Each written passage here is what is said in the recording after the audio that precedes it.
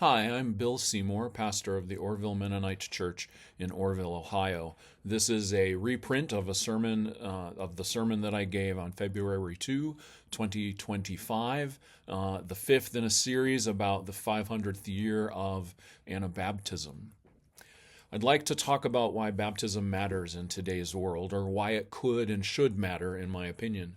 Then I want to talk about Anabaptism again, the history piece, as well as the first couple of weeks of the second Trump presidency. If I do my job, I'll be able to tie all of that together into a sense of need and purpose for us. So, seatbelts on, tray tables in their upright positions, and maybe even crash helmets.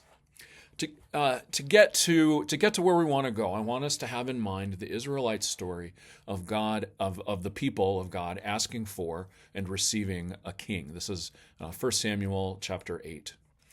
Now when Samuel got old, he appointed his sons to serve as Israel's judges. The name of his oldest son was Joel. The name of the second was Abijah. They served as judges in Beersheba. But Samuel's sons did not follow in his footsteps. They tried to turn a prophet, they accepted bribes, and they perverted justice. So all the Israelite elders got together and went to Samuel at Ramah. They said to him, "Listen, you are old now, and your sons don't follow in your footsteps. So appoint us a king to judge us like all the other nations have." It seemed very bad to Samuel when they said, "Give us a king to judge us." So he prayed to the Lord. The Lord answered Samuel, "Comply with the people's request. Everything they ask of you, because they haven't rejected you. No, they've rejected me as king over them. They are doing to you only what they've been doing to me from the day I brought them out of Egypt to this very minute, abandoning me and worshiping other gods. So comply with their request, but give them a clear warning, telling them how the king will rule over them." Then Samuel explained everything the Lord had said to the people who were asking for a king. "This is how the king will rule over you," Samuel said. "He will take your sons, and he will use them for his chariots and his cavalry, and as runners for his chariot.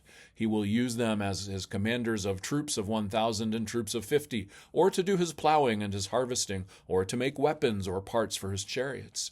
He will take your daughters to be perfumers, cooks, or bakers. He will take your best fields, vineyards, and olive groves, and give them to his servants. He will give 1/10 of your grain and your vineyards to his officials and servants. He will take your male and female servants along with the best of your cattle and donkeys, and make them do his work. He will take 1/10 of your flocks, and then you yourselves will become his slaves. When that day comes, you will cry out because of the king you chose for yourselves. But on that day the Lord won't answer you." But the people refused to listen to Samuel and said, "No, there must be a king over us so that we can be like all the other nations. Our king will judge us and lead us and fight our battles." Samuel listened to everything the people said and repeated it directly to the Lord. Then the Lord said to Samuel, "Comply with their request, give them a king." 1 Samuel 8, 1-22 in the CEB translation. So what's happening here in 1 Samuel? First of all, there's a problem, a legitimate one. Samuel was a faithful prophet of the Lord. His sons, his heirs, his future, the ones he chose to carry on for him, they were not. They were corrupt. And faithfulness was slipping, seemingly with the support of and even led by this new leadership. And the people were done with it. They were frustrated. They saw this corruption and they wanted a change. And rather than asking for a different prophet or for Samuel to set his sons straight or anything like that, they looked around them in other lands and they saw kings, human kings who were responsible and had real authority to exact change. "Oh, we want one of those," they said, and Samuel was devastated. But God said, "Look, this is about me, not you. Give them their king and warn them what will happen if they have a king. It won't be all hunky-dory, and the power of the king will come back to haunt them." He does. The people want a king anyway, and with very few exceptions, it was a disaster. because ruling is about power and influence and maintaining both. Decisions are made most likely or most often to hold on to power, gain power, hold on to or gain influence, hold on to or gain people, etc. After some time, this way of governing failed, even though it was continually, or the idea of kings and a specific line of kings was continually blessed by God. Now, that brings up a lot of questions that I just can't address here, but it needs its own time, right? Ultimately, though, the kings led to exile. The leadership of the kings, the failed leadership of the kings, led to exile, the removal of the people of God from the promised land. And more changes, and of course there was a return to the land, but it was all different. Eventually the land of the people of God is occupied by Rome. This is where the Bible picks up with the incarnation of God as Jesus, born of Mary. In spite of the failure of kings, the idea of being led by a king has remained, at least for those like we in the United States that were birthed out of the United Kingdom. We have this fascination, a romantic notion, still, even with this leadership from birthright. I mean, come on. Well, power is romantic, right? Power is intoxicating. And if we don't have it, we idolize it, and so we prop it up because we all want to be on the correct side of power because our lives are easier. As we looked at the story of the birth of Anabaptism this last month here in Orville, we saw a groundswell of people who pushed back against the abuses of the power of the Catholic Church, commingled with the power of local governments. And then a smaller groundswell who pushed against the Protestant reformers, that first groundswell, for wanting to change the practices to be more biblical and more Jesus-like, but wanting to maintain the kind of power structure remaining rooted in state power, monarchy, Old Testament kind of structure, connected to the worldly systems of control over people. Our Anabaptist forebears are this third group, the second pushback, and they saw a church that followed the Bible, that was voluntary, mercy-filled, Christ-like, even in the case of loving enemies, practicing non-retaliation. A church that is community-led, not led by a person, such as a pope or a bishop.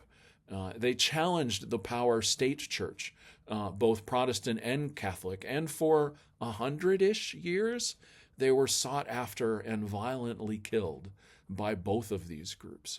And this seems ludicrous to us, right? Why is it that important, this different understanding of how church ought to work, that we need to kill people? But it highlights the intoxication of having and keeping power. Remember Jesus' crucifixion? Why was he crucified? Because the religious leaders couldn't handle sharing or giving up their power.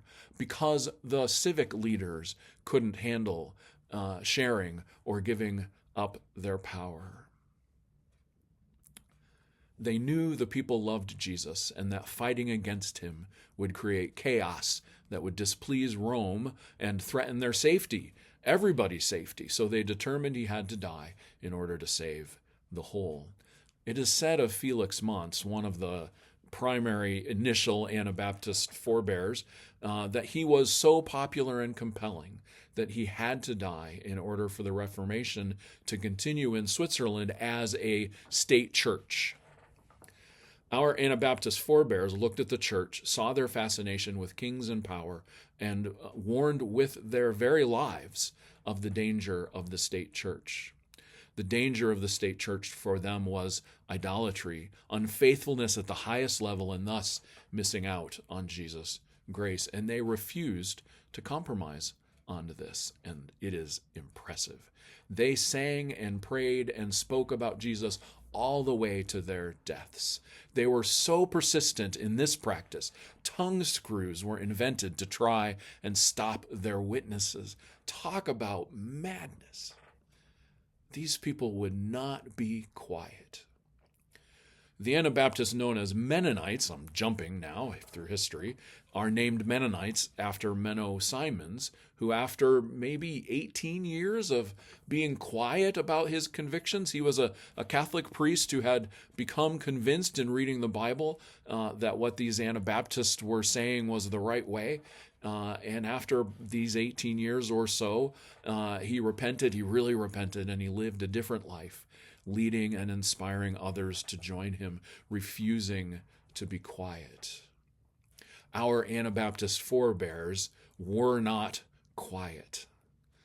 But today, what happened? We are known as the quiet in the land. Mennonites, Anabaptists, we are the quiet in the land. What happened? Well, my very broad brush summary view is that eventually Anabaptists got tired of being killed, and so they began to lose their way a little bit by bargaining with state power. Not to be conjoined with the state, but to live in places and to be left alone to live the way they wanted to live. And there were also understandings that these Anabaptists, and I think we're talking largely Mennonites at this point, would be economically helpful to the state in which they lived because they were good workers, they were good farmers, good craftsmen, etc. And they did a good job of being left alone, with the cost of losing their fervor for others. Separatism took deep hold, and Mennonites mostly just advocated for themselves, at least in terms of systems. There were exceptions, of course, but overall, this was the case. And this worked fine for Mennonites in locations until the state changed its mind and wanted Mennonites to serve in the military. In those cases, the Mennonites up and left. Obviously, it's more complicated than that, and went and bargained with another state to move there. And this just keeps happening. And eventually, we have Mennonites here in what is now the United States, in Pennsylvania, in Ohio, in Indiana, and beyond. And that bargaining may have been particularly dastardly because some of the land given to Mennonites was freshly removed from the First Nations folks who were also moved or killed. Cooperation with state and looking out mostly for ourselves may be how we became the silent in the land. As time went on in the U.S., Anabaptist Mennonites rose up to object to war and work against the draft for our people. In the Vietnam era, some began to advocate for the rights and human treatment of others, while other Mennos began drifting to the power of the evangelical movement. And now, in today's world, with no draft, few people, and we're a very tiny denomination, even if you lump all the Mennonites together and all the other Anabaptists, we're just not a very big group. So now, today in our world, at least in the U.S., with no draft, few people, and compromise of our convictions so that we may live peacefully, I wonder if we have lost our voice altogether. On January 20, Donald Trump was inaugurated for the second time as President of the United States of America. Over the course of his running and governing, President Trump has won great support from the vast majority of white Christians in the U.S., particularly those describing themselves as evangelical. Since the inauguration, the president has been making a number of moves, most of them against people on the margins, against anyone not white and U.S.-born to U.S. parents, against anyone who publicly disagrees with him. He has not honored previous commitments by the government and is creating a state that seems dangerous to many, including our friends in the immigrant community served by the ministries around us, and one of our sister churches here in the U.S., a group of Congolese refugees who are all here legally. For anyone who looks like me, we can continue to be the quiet in the land. Most of this stuff won't affect me, it won't affect us, and may even benefit us in some ways. And as Anabaptists, it is as much of our history to stay quiet and tacitly support the government as it is to speak against misuse of power. In fact, more of our Anabaptist history is keeping our head down and making deals with governments. And some of us are among the supporters of at least some of the ideals of the president. And because of this, we are easily enticed to be the quiet in the land. Don't make a fuss. We're all different. We all love Jesus. Just chill out, everybody. over the last few weeks, I read a story from the Martyr's Mirror. This is a book of martyr stories from the very beginning of Christianity up through mid 1600s. The widow Wencken, not a special person. She wasn't a princess. She wasn't the lady of the Lord. She wasn't a leader or a teacher or a preacher or anything like that we're aware of. Just a woman, a widow. And I read a little bit of her story from the Martyr's Mirror a couple of weeks ago. When pressed on the issue of the bread of the sacrament of communion, the widow Wencken said, "I hold it to be bread and flour, and if you hold it as God, then I say that it is your devil." The widow Wencken was willing, even facing death, to call out idolatry. And we should note that she did so within a conversation of, there's a little bit of sarcasm, that might be too strong, a little bit of lightness for her, but overall there is there's a humble spirit, as much as a strength of conviction and of love. She asks for forgiveness for her accusers, forgiveness for those who are leading her and into death and killing her, affirming that they were brothers in the Lord. Conrad Grebel, Felix Monch, George Blaurock, and so many others died not being the quiet in the land. Why? Because the threat they saw, they refused to be quiet, because the threat they saw was not just a disagreement of theology or Bible interpretation. It was idolatry. It was a replacement of the grace of Jesus Christ with trust in the power of the state church institution. On to our current day. At the inaugural prayer service a couple of weeks ago, Bishop Marianne Budd, and I don't know if that's how you pronounce her last name, talked about unity and outlined 3 foundations for unity: honesty, humility, and honoring the inherent dignity of every human. I'm receiving this information about the service from an article I read in the Washington Post. In her sermon, she turned to Trump, seated nearby, and said to him, "In the name of God, I ask you to have mercy upon the people in our country who are scared now." And she went on. Now, President Trump had stated the day before in his inaugural address that perhaps God saved him from the assassination attempt so that he could make America great again. And maybe referring to that statement, Budd urged Trump to show compassion, particularly for, and this is her quote, "the people who pick our crops and clean our office buildings, who labor in poultry farms and meatpacking plants, who wash the dishes after we eat in restaurants and work the night shifts in hospitals." She also, and this continues the quote, urged him to help those fleeing war zones, to have mercy on children who fear that their parents will be taken away, and to consider the gay, lesbian, transgender children in Democratic, Republican, and independent families, some who fear for their lives. Now, as an Anabaptist convinced and committed to the separation of church and state, the idea of something called the National Cathedral is anathema to me. Yes, I know it is not a United States-run cathedral. It is part of the Episcopal Church. It is the National Cathedral because of where it stands in Washington, D.C. But still, when a lot of people, we hear National Cathedral, we think of the Cathedral of the United States, not an independent Episcopal Church. And there are a number of ceremonies and services held there for presidents and officials. Well, nobody asked me my opinion on this, and so this year they continued the long tradition of a prayer service on the president's first full day in office. It was private, not public, and I was happy to learn that the speakers were chosen by the cathedral staff, not the presidential administration. And then I was thrilled to learn that the brave Bishop of Washington of the Episcopal Church, the Right Reverend Marianne Budd, spoke freely and prophetically. And I was not surprised, but am still heartbroken that she was vilified by President Trump and by others of his followers, including there's a House resolution, I'm pretty sure it's number 59, to basically denounce her remarks. There's official statements about that, but They're wasting time making a House bill about that. But our president noted or posted on social media about her address and the service. The so-called bishop who spoke at the National Prayer Service on Tuesday morning was a radical left hardline Trump hater.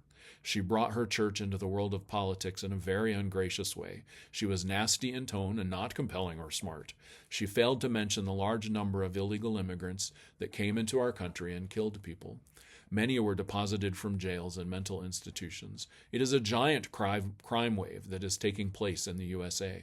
Apart from her inappropriate statements, the service was a very boring and uninspiring one. She is not very good at her job. She and her church owe the public an apology.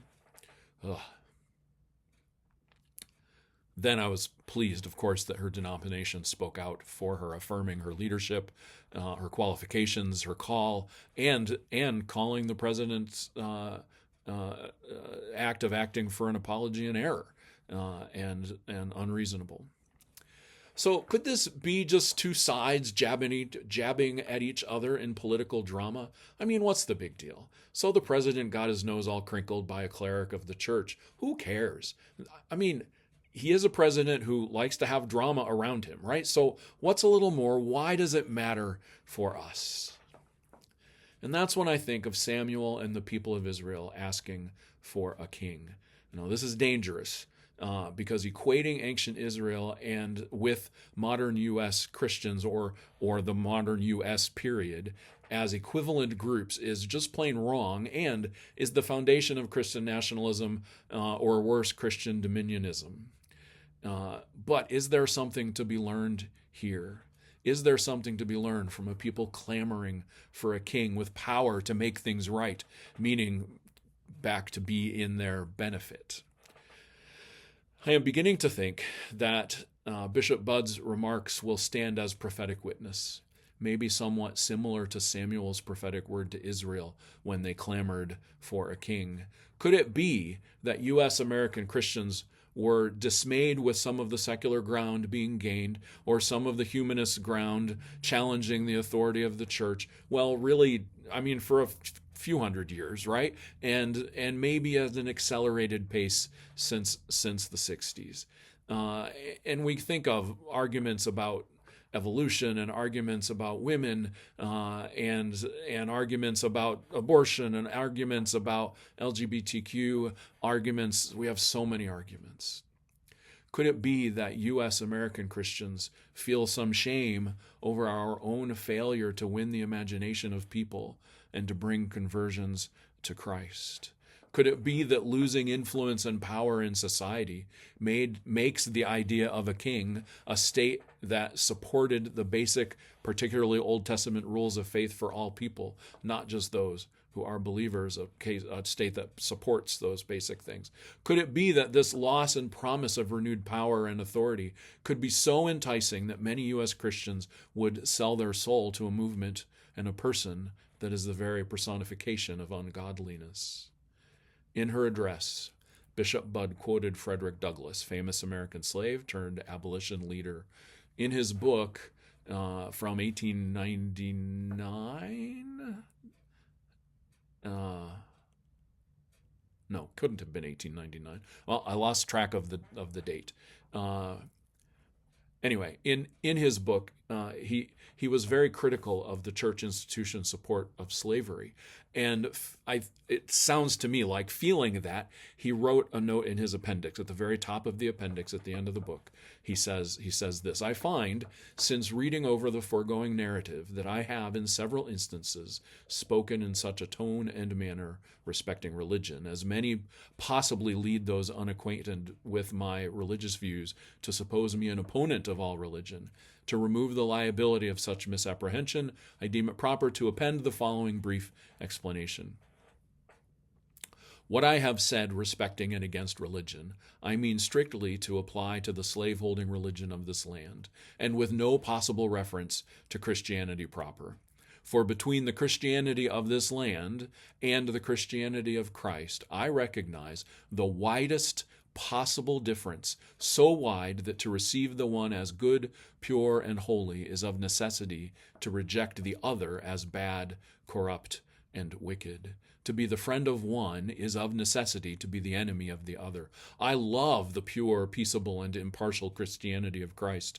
I therefore hate the corrupt, slave-holding, women-whipping, cradle-plundering, partial, and hypocritical Christianity of this land.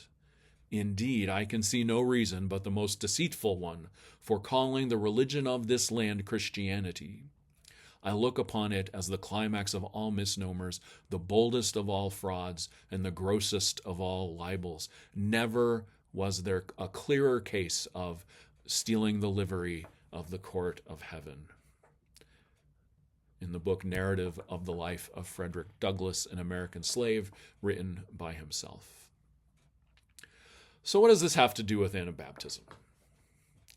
I think that the strength of Anabaptism, the gift that Anabaptism has to offer the church, and remember, we are a very tiny group within the world of Christians.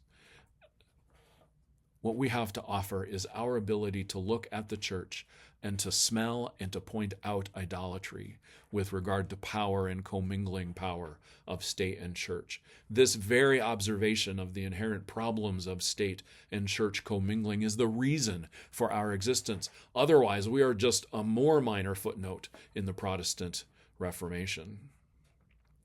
Christian nationalism, which is what the Trump administration is trying to set up, if not worse, is idolatrous to the point of being, as Douglass put it, no Christianity at all. Jesus has been put on the nameplate, while at the same time his mouth was taped and he was placed in the back seat in favor of white power and control over people.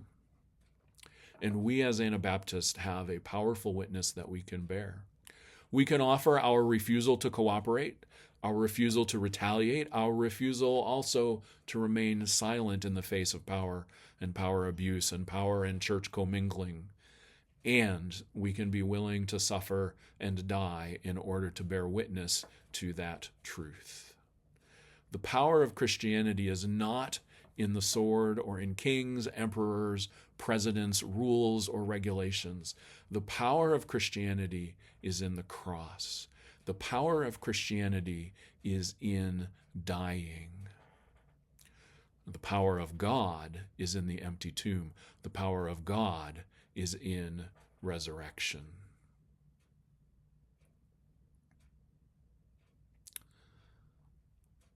How can we as Anabaptists lay down our history of being silent in the land? How can we pick up the cross of identifying and calling out the idolatry of Christian nationalism, of calling out the failure, while admitting the intoxication of propping up a government that will at least sort of support the morality that we want as Christians? What can we do? What will we do? How will we stand with the people on the margins who are the ones being pushed away, sent away, carted away? And those are scary things, recalling Japanese internment camps, right? What will we do as Anabaptists? The power of Christianity is in the cross. The power of God is in the empty tomb. Amen.